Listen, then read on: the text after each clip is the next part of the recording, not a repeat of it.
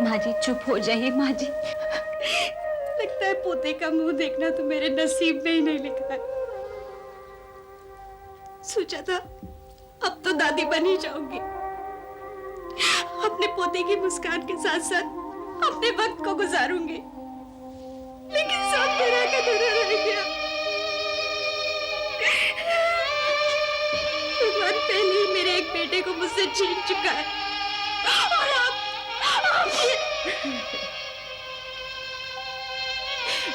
बहू, शायद ये खुशी हमारे भाग्य में नहीं थी, लेकिन जो कुछ भी हुआ है वो अमरनाथ की काली जुबान की वजह से हुआ है। बीजी आप ही बताइए, आप ही बताइए, ये खबर मैं कैसे अपने आशु को दूंगी? क्या कहूंगी उससे कि तो अपने बच्चे को खो चुका है?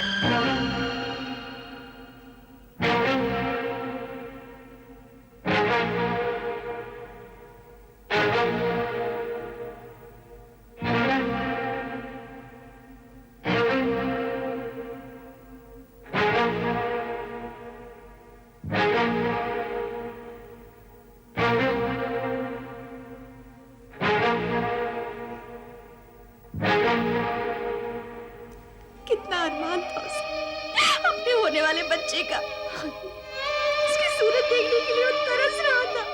बस कीजिए माँ जी, बस कीजिए, भगवान के लिए चुप हो जाइए माँ जी। संभालिए अपने आप को माँ जी। कैसे संभालो कुसुम, कैसे संभालो?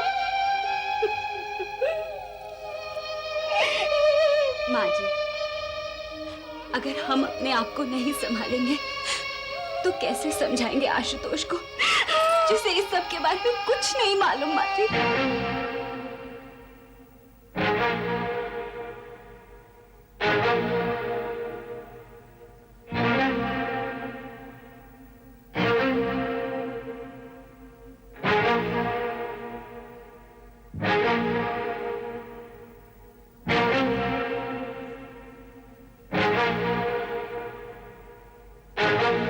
अरे दुनिया तो पहले पाल के बच्चे के लिए मन्नतें मांगती है, भगवान से दुआएं करती है, और मैं बेटी, बेटी, मैंने भी इस बच्चे के लिए भगवान से कितनी प्रार्थना की थी, लेकिन सब बेकार हो गया, सब बेकार। तुम देखना बहू, तुम देखना, अमरनाथ को भगवान कभी माफ नहीं करेगा, कभी माफ नहीं करेगा।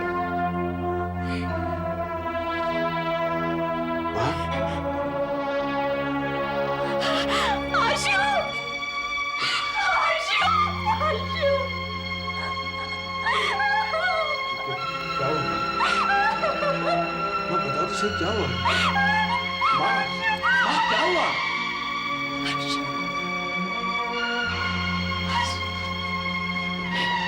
क्या बात हुई जी? आखिर हुआ क्या? कुसुम भाभी आप बताओ।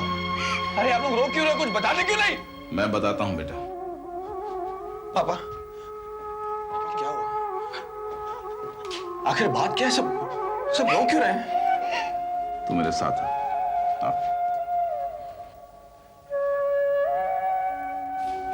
बैठ।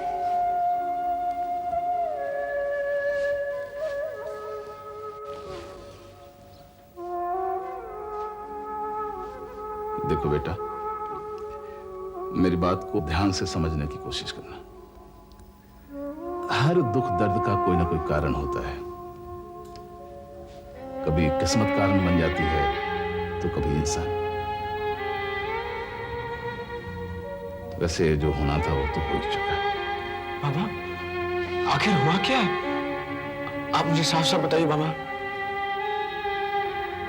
मैं जानता हूं मेरी बात सुनकर तुझे बहुत दुख होगा, लेकिन हमें इस दुख का सामना करना है, इसे बर्दाश्त करना है आशु। अरे किस दुख को बर्दाश्त करना है? आखिर हुआ क्या है? इस घर में सब रो क्यों रहे हैं? आशु बाबा, कहीं नम्रता को? नहीं नहीं, नम्रता को कुछ नहीं हुआ, वो बिल्कुल ठीक है। आखिर हुआ क्या है पापा? आशु, हमारा होने वाला बच्चा भी इस दुनिया में नहीं है। सविता हॉस्पिटल।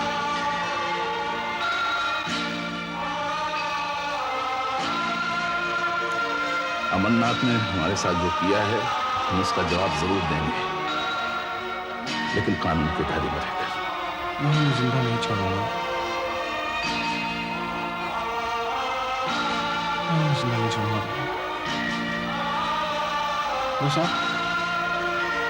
साहब मुझे इतना बता दीजिए कि सरिता ने आपसे क्या कहा? अफसोस तो इसी बात का है कि सरिता कोमा में है।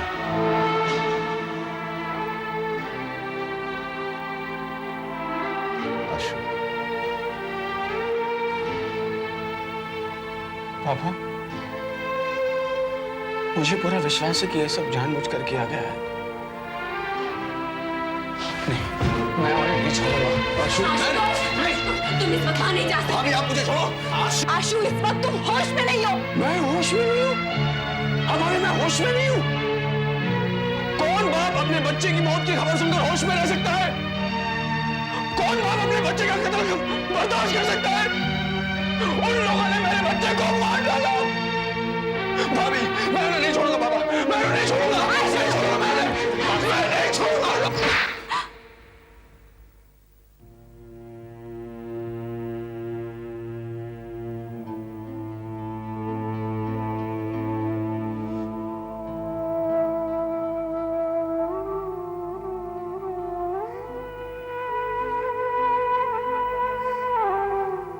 मैं जानता हूं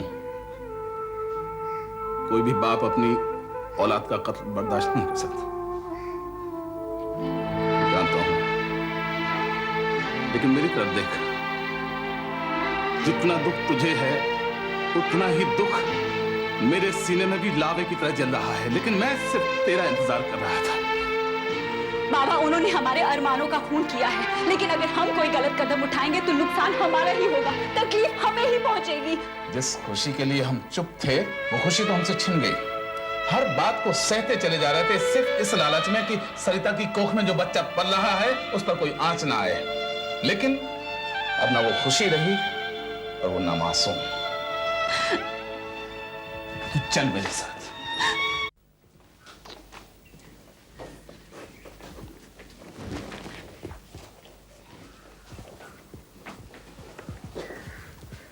इंस्पेक्टर साहब नमस्ते। नमस्ते। जी हमें एक एफआईआर एक मिनट जी, कहिए। हमें एक एफआईआर दर्ज करानी है। ये मेरा बेटा है आशुतोष वर्मा। नमस्ते। हमारी बहू को जबरदस्ती अस्पताल ले जाकर उसका एबॉर्शन करा दिया गया है और एबॉर्शन की वजह से वो कोमा में है इस समय। आइए बैठिए आप।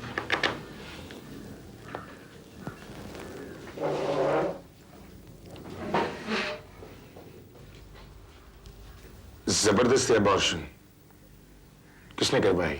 उसके पिता अमरनाथ ने। अच्छा, आप उस अमरनाथ की बात कर रहे हैं जो इस शहर के मशहूर बिल्डर हैं? जी हाँ।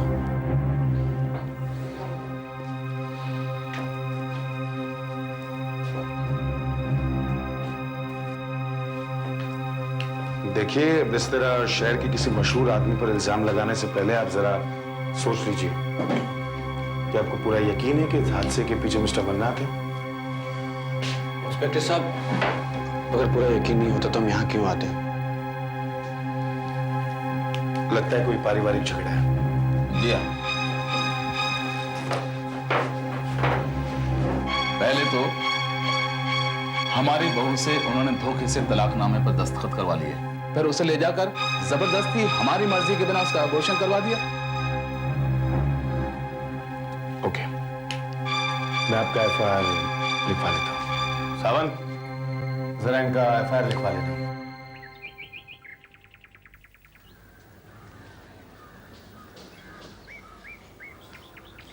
सर, आपके लिए जूस।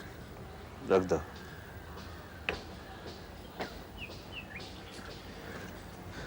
डैड, आपको मालूम है अपने यहाँ जो डॉक्टर नम्रता है, उसकी भाभी हमारे हॉस्पिटल में एडमिट है। डॉक्टर नम्रता की भाभी हमारे हॉस्पिटल? उन्हें कब एडमिट किया गया है? आप भी सरप्राइज हो गए ना। आज जब मैंने डॉक्टर नम्रता से कहा कि जाकर सरिता का चेकअप करो, तब जाकर उसे पता चला कि उसकी भाभी हॉस्पिटल में एडमिट है। अमरनाथ ने उसको डांट कर बाहर निकाल दिया। सरिता डॉक्टर नम्रता की भाभी है, ये बात डॉक्टर नम्रता ने तुम्हें कभी नहीं बताई? उसको खुद भी नहीं मालूम था।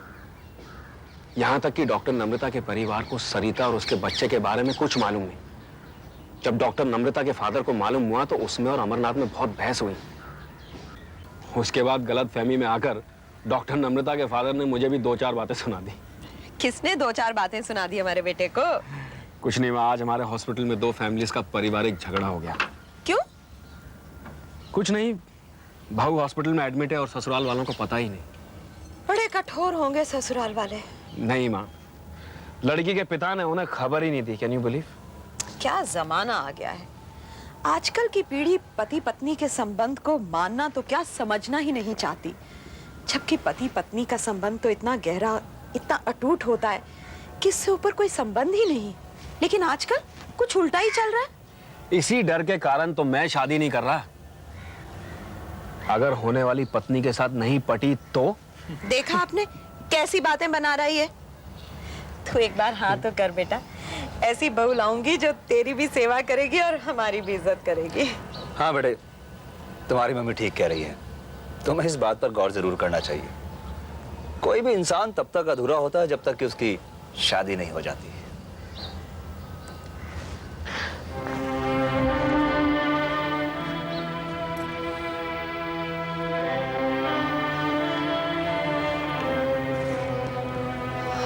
पता नहीं कब तैयार होगा ये शादी के लिए। जब वक्त आएगा तैयार हो जाएगा।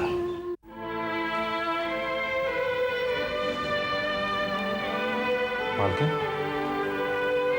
द्वारका, शराफत और इंसानियत का कोई मोल नहीं रहा। घटिया लोगों की घटिया फितरत होती है। अरे इस बात का जरा भी एहसास नहीं कि हमारी बेटी कोमा में है, बच्चा गुजर गया है। शर्म और गैरत तो बाकी नहीं रही। अगर उन्होंने कुछ खोया है तो हमने भी तो खोया है। सब कुछ हो जाने के बाद आस्तीन चढ़ाकर आए लड़ने, चुन्नी में पानी में डूब जाना चाहिए। ये आप किसकी बात कर रही हैं? कौन आया था लड़ने? रामकिशोर जी और कमला यहाँ आए थे। जब उन्हें आना था तब नहीं आए, अब आगे क्या फायदा? लेकिन मालकिन, उनको तो इस बात की खबर भी नहीं है कि बिटिया का एक्सीडेंट हुआ है। उन्हें सब कुछ मालूम था। उन्होंने खुद कहा था कि सरिता से उनका कोई वास्ता नहीं। अरे सरिता के पिता ने उन्हें खुद फोन किया था। नहीं मालकिन, मालिक ने उनको कोई फोन नहीं किया। क्या? ये बात तुम्हें कैसे पता? कामना जी ने मालिक को मना किया था वहां फोन करने के लिए।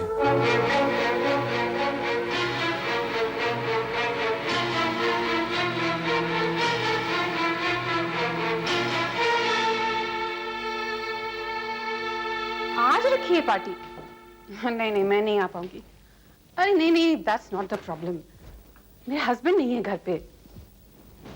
Okay, I will try my best. तुम लोगों को तो बस कामना, मैं तुम्हें बाद में फोन करूंगी। हाँ अरुणा, आना, आजा चलो। क्या बात है, आना बैठो। इसकी कोई जरूरत नहीं। मैं तो सिर्फ ये जानने आई हूँ कि तुम्हें यह अधिकार किसने दिया कि तुम मेरी घरेलू जिंदगी में दखल अंदाजी करो। दखल अंदाजी? क्या किया मैंने? तुम होती कौन थी मेरे पति से कहने वाली कि रामकिशोर जी के यहाँ फोन मत करो, जब इतना बड़ा हादसा हुआ था? अरुणा, तुमने ये तो जान लिया कि हमने रामकिशोर जी के यहाँ फोन करने से मना किया था, लेकिन ये नहीं जानना चाहोगी कि हमने क्यों मना किया था? हमने जो कुछ भी किया तुम्हारी परिवार की भलाई के लिए किया। पता क्या जरूरत थी मुझे ये सब में पढ़ने की? ये बात तुम मुझसे भी कह सकती थी ना। मैं तो सोचती रही कि उन लोगों को पता है फिर भी देखने नहीं आए। मैंने तुमसे भी कितनी बार कहा कि वो लोग नहीं आए, लेकिन एक बार भी तुमने जिक्र नहीं किया कि तुमने उन्हें मना किया था। कामना, मैं जानती हूँ तुम किस तरह की औरत हो, इधर की बात उधर करने वाली, लेकिन आज तक मैं चुप रही। लेकिन एक बात याद रखना, आज के बाद तुम मेरे घरेलू मामलों में कुछ नहीं बोलोगी, समझी?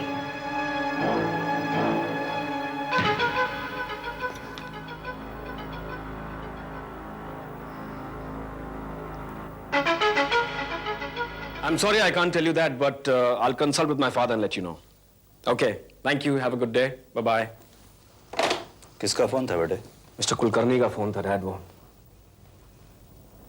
अच्छा हो आप आ गए मिस्टर अमरनाथ, वरना मैं आपके पास आने वाला था। मिस्टर अमरनाथ, मुझे आपसे कुछ कहना है।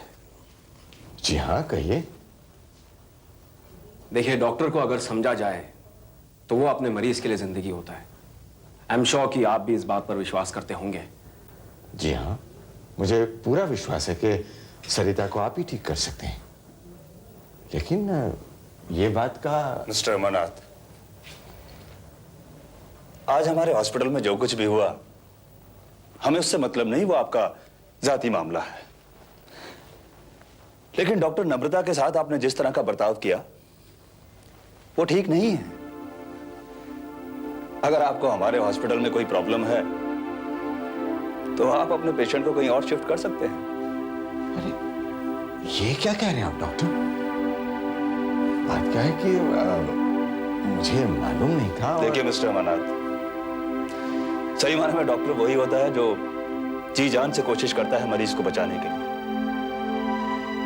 एक डॉक्टर का फर्ज होता है कि वो पेशेंट को मौत के मुंह से बचाए, उसे नई जिंदगी दे।